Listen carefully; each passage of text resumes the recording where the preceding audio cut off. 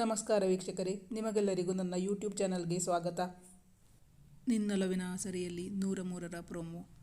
ಅಂದು ಬೆಳಗ್ಗೆ ವೇದಾಂತ್ ಜಾಗ್ ಮುಗಿಸಿಕೊಂಡು ಸ್ನಾನ ಮಾಡಿ ಒದ್ದೆ ಕೂದಲನ್ನು ಟವೆಲ್ನಿಂದ ಒರೆಸಿಕೊಳ್ಳುತ್ತಾ ಬಂದಾಗ ಹಬೆಯಾಡುತ್ತಿದ್ದ ಕಾಫಿಯ ಕಪ್ನೊಂದಿಗೆ ಬಂದವಳನ್ನು ನೋಡಿದ.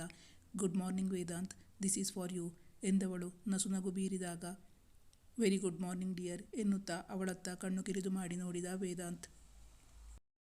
ಅಂದು ಕುಸುಮ ಅವರ ತವರು ಮನೆ ಹುಣಸೂರಿನಲ್ಲಿ ಸತ್ಯನಾರಾಯಣ ಪೂಜೆ ಇತ್ತು. ಅದಕ್ಕಾಗಿ ರೆಡಿಯಾಗಿ ಬಂದಿದ್ದಳು ಸನ್ನಿಧಿ. ಆಗ್ಲೇ ರೆಡಿನಾ ವೇದಾಂತ್ ಅವಳನ್ನು ಪ್ರಶ್ನಿಸಿದ. ಸೇಬು ಹಸಿರಿಗೆ ಅಚ್ಚ ಕೆಂಪು ಜರಿಯಂಚಿನ ಸೀರೆ, ಅದೇ ಮಾದರಿಯ ಸ್ಲೀವ್ಲೆಸ್ ಬ್ಲೌಸು, ತಲೆಗೆ ಸ್ನಾನ ಮಾಡಿ ಅರ್ಧ ಒಣಗಿಸಿದ ಕೂದಲನ್ನು ಸಡಿಲವಾಗಿ ಜಡೆ ಹಿಡಿದುಕೊಂಡಿದ್ದಳು. ಯಾವುದೇ ಅಂಕೆಗೂ ಸಿಗದೆ ಹಣೆಯ ಮೇಲೆ ಹಾರಾಡುತ್ತಿದ್ದ ಮುಂಗುರುಳು, ಹಣೆಯಲ್ಲಿದ್ದ ಬಿಂದಿ, ಬೈತಲೆಯಲ್ಲಿನ ಸಿಂಧೂರ, ಕಿವಿಗೆ ಹಾಕಿಕೊಂಡಿದ್ದ ವಜ್ರದ ಓಲೆ, ಅದಕ್ಕಿಂತ ಮಿಗಿಲಾಗಿ ಹೊಳೆಯುತ್ತಿದ್ದ ಬಟ್ಟಲು ಕಂಗಳು. ವೇದಾಂತ್ ಅವಳನ್ನೇ ನೋಡಿ ತಣಿಯದಾದ. ಅವಳ ಬಳ್ಳಿ ನಡುವನ್ನು ಹತ್ತಿರ ಎಳೆದುಕೊಂಡು ಆ ಚೆಲುವನ್ನು ಆಸ್ವಾದಿಸಬೇಕೆಂಬ ಬಯಕೆ ಭುಗಿಲೆದ್ದು ಕುಣಿಯಿತು.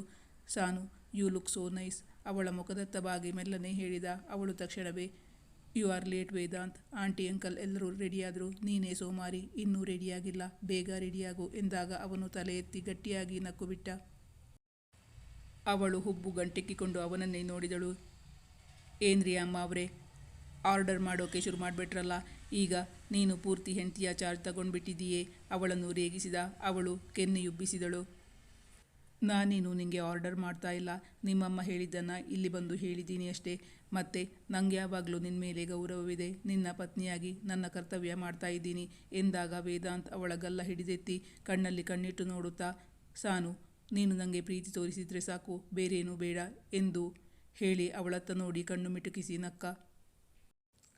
ಅಂದು ಪೂಜೆ ಮುಗಿದಾದ ಬಳಿಕ ವೇದಾಂತ್ನ ತಾತನ ಆಶೀರ್ವಾದ ಪಡೆದಾಗ ಸನ್ನಿಧಿಯ ಮುಖ ಬಿಳಿಚಿಕೊಳ್ಳಲು ಕಾರಣವೇನು? ಮುಂದಿನ ಸಂಚಿಕೆಯಲ್ಲಿ ನಿರೀಕ್ಷಿಸಿ. Thank you for watching.